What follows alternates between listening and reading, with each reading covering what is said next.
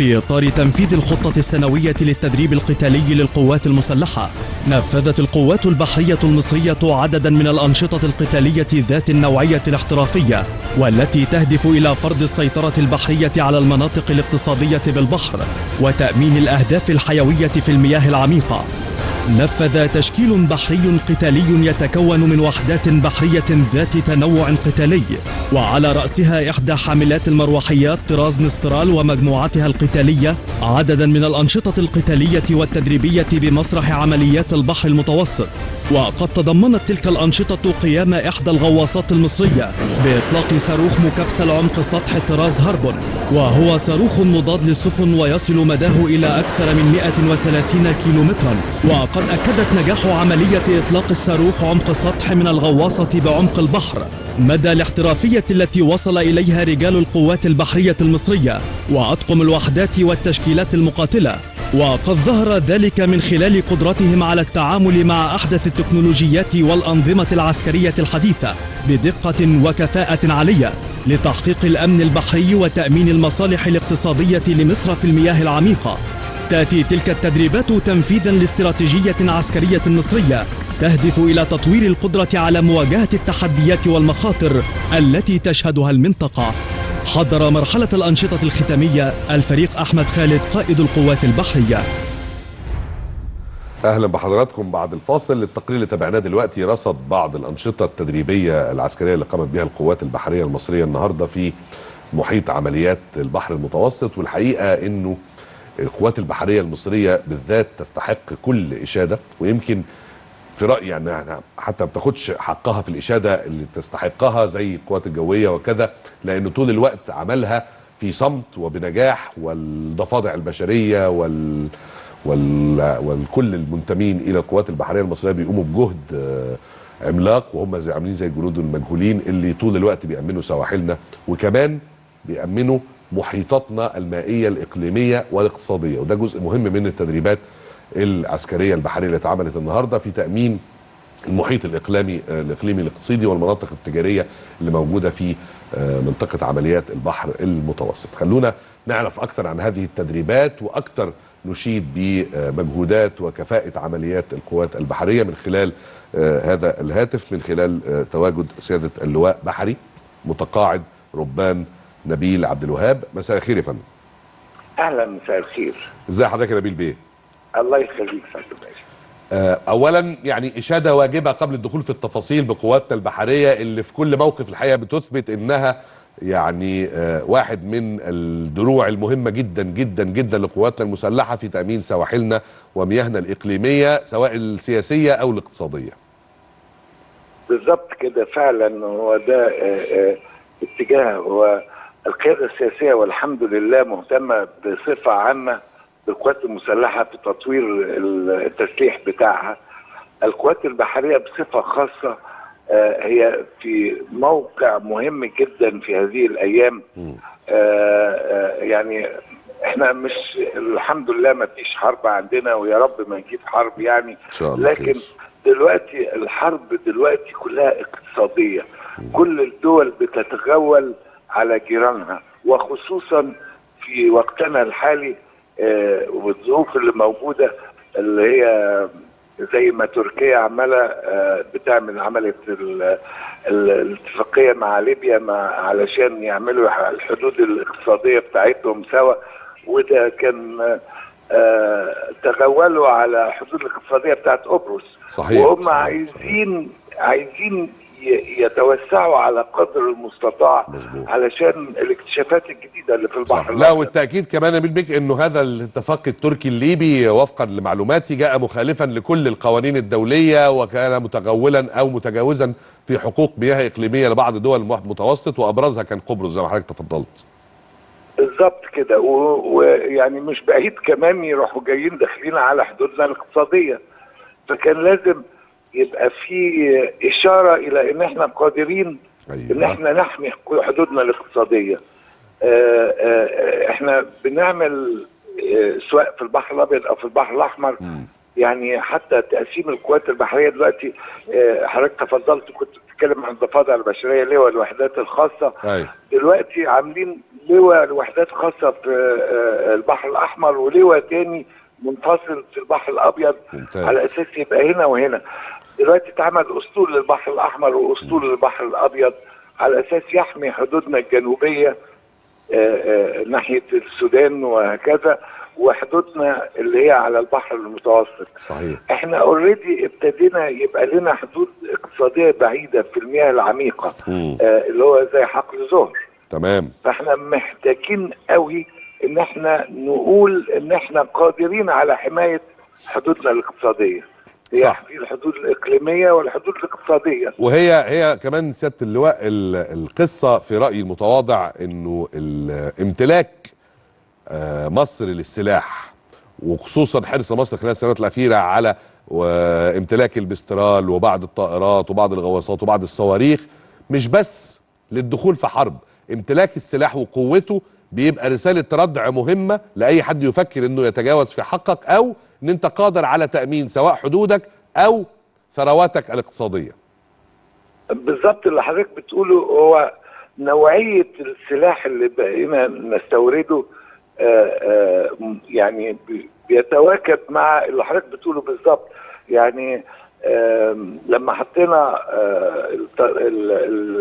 الحاملات الهليكوبتر، في واحده في البحر الاحمر واحده في البحر الابيض، دي قادره انها توصل لاي مكان بسرعه. صحيح. يعني الطياره بتقدر توصل، بس ديت موجوده هنا ودي موجوده هنا.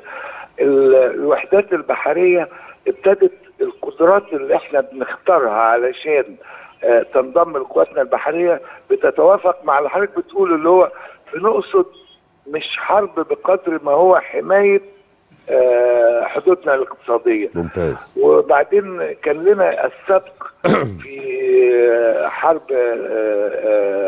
الاستنزاف او عقب نكسة 67 في اغراق المدمره ايلات. صحيح. بصاروخ سطح، وده كان اول مره يتعمل هذا الاطلاق. مظبوط. يعني فكانت مدرسه للقوات البحريه الاخرى، يعني ابتدوا كلهم يهتموا بصواريخ سطح. دي كانت اطلقت من لانش صواريخ. مظبوط. النهارده بنطلقها من غواصه. صحيح. الغواصات الجديده اللي احنا بنجيبها ذات تكنولوجيا عاليه قوي قوي، بحيث انها تقدر تتعامل بحاجات غير تقليديه، مش هي اللي كان موجوده زمان، لا دي حاجات جديده. وبنقدر علشان نوري الاخرين الذين قد يطمعوا في اقتحام حدودنا الاقتصاديه، لا ده احنا نقدر نعمل حاجات تردع اي معتدي يعني. فهو كان الاهتمام هي الرساله يا نبيل الرساله يا نبيل بتقول ان احنا جامدين وقادرين. بالظبط. بالظبط كده. انا بشكرك شكرا جزيلا اللواء بحري متقاعد نبيل عبد الوهاب. معي واحد من قادة ورموز ايضا البحرية المصرية، وهو سيادة اللواء بحري متقاعد حسين جميل الهرميل. مساء الخير يا حسين بيك. مساء الخير. اهلا وسهلا. ازاي حضرتك يا فندم؟ اهلا وسهلا. تحياتي لشخصك ولكل ابطالنا من القوات البحريه. الله يخليك يا فندم. الله يخليك. خليني اسمع راي حضرتك برضو في فكره رساله الردع عن طريق التدريبات وعن طريق امتلاك القوات البحريه لاحدث السفن والصواريخ، وقدرتنا طول الوقت على تامين حدودنا ومياهنا، وكمان ايصال رسائل لكل من يفكر في تجاوز هذه الحدود. احنا يا فندم انا بوجه الشكر لكل من اشترك النهارده في التدريبات اللي اتنفذت. والتدريبات اللي اتنفذت دي لو ما كانش الوحدات البحريه اتطورت بالتطور وملكت التكنولوجيا زيها زي اقوى بحريات في العالم، وبالتالي بتمثل ردع، فهنا بنوجه بالشكر للسيد الفريق احمد خالد قائد القوات والسيد وزير الدفاع، وعلى راس كل هذه المجموعه اللي امر بالتطوير للقوات البحريه والقوات المسلحه السيد رئيس الجمهوريه والقائد الاعلى للقوات المسلحه. صحيح. بكده بقى عندنا قوات بحريه قادره تملك التكنولوجيا الحديثه زيها زي اي قوات اخرى. القوات البحريه بتواجدها وبالتكنولوجيا وبالرجال اللي بيديروا الاعمال وبينفذوا الصيانات وبيحققوا جاهزيه بهذه الوحدات ذات التكنولوجيا العاليه اللي ما تقلش عن اي دوله من الدول الاخرى البحريه. وبالتالي بقى في البحر المتوسط امام جمهوريه مصر العربيه في سواحلنا، سواء في المياه الاقليميه او المياه الاقتصاديه، ده كله يبقى لازم في ردع ومنع لاي حد تسول له نفسه انه يقرب او يستغل المياه الاقتصاديه بتاعتنا او المياه الاقليميه. المرور بريء يمر بريء، لكن يتعرض لمياهنا الاقتصاديه وثرواتنا البحريه دي طبعا رساله. ده خط احمر، ده خط احمر طبعا، خط احمر ورساله للجميع. طيب علشان يا سياده اللواء يعني بعض الساده المشاهدين اللي مش متابعين قوي المصطلحات البحريه، نقرب لهم شويه بعض هذه المصطلحات. يعني ايه صاروخ عمق سطح؟ ده تكنولوجيا عاليه، ده جاهزيه، ده المواطن المصري، كل المواطنين المصريين عظماء قدم اللي بقى فيه في القوات البحريه ابطال، سواء صف ضباط او جنود او قاده، يقدروا يديروا ويبحروا وينفذوا اعمال قتاليه بالغواصات الحديثه اللي هي الغواصات 209 اللي جبناها من المانيا لتعدد انواع الاسلحه واماكن الاسلحه اللي بنجيبها. ده يقول ان في جاهزيه، والجاهزيه دي يعني القوات البحريه قادره على تنفيذ مهام صعبه. المهام الصعبه اطلاق صاروخ تحت السطح الى السطح، ده عنصر رادع لاي طبعا كده لاي دوله مجاوره بتتجاوز او بتفكر تتجاوز، تعرف ان في تاثير ردع خطر عليها، وبالتالي لازم تفكر مره واثنين قبل ما تقوم باي عمل ضد مصر او تحاول تعمل هذا العمل. صحيح.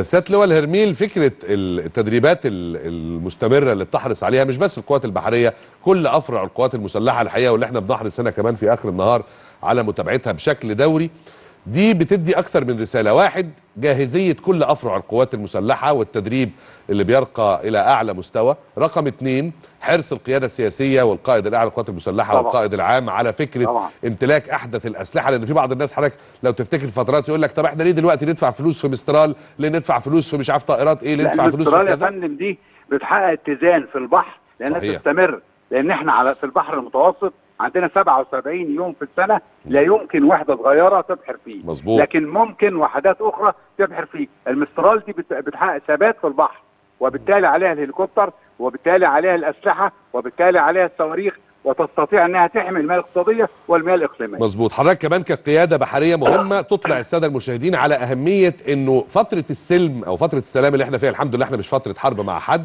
فترة السلام مش فترة استرخاء، بالعكس رفع الكفاءة القتالية ورفع التدريبات والجاهزية الكاملة من حيث التسليح ومن حيث الكفاءة البشرية، دي أهم رسالة ردع تحفظ الأمن دايما للوطن.